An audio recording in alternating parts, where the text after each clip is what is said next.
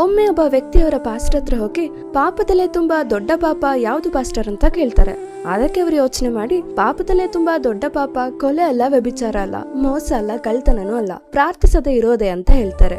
ಜೊತೆಗೆ ಹೇಳ್ತಾರೆ, ಪ್ರಾರ್ಥನೆ ಮಾಡದೆ ನಾವಿರುವಾಗ ಒಂದೊಂದು ಪಾಪಗಳು ಮೆಲ್ಲಗೆ ನಮ್ಮ ಲೈಫಲ್ಲಿ ಬರೋದಕ್ಕೆ ಸ್ಟಾರ್ಟ್ ಆಗುತ್ತೆ ಅಂತ.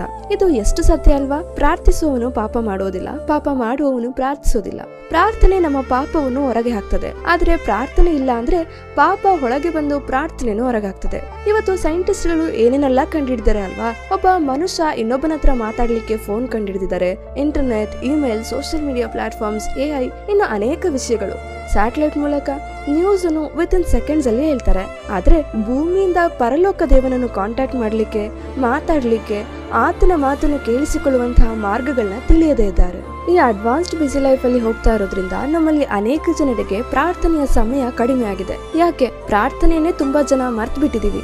ಆದ್ರೆ ಈಗಲೂ ಆತನು ನಿಮ್ಮೊಟ್ಟಿಗೆ ಮಾತಾಡಲು ಕಾಯ್ತಾ ಇದ್ದಾರೆ. ಇನ್ನಾದರೂ ಪ್ರಾರ್ಥಿಸಲು ಮರೆಯದೇ ಇರೋನ್ವಾ?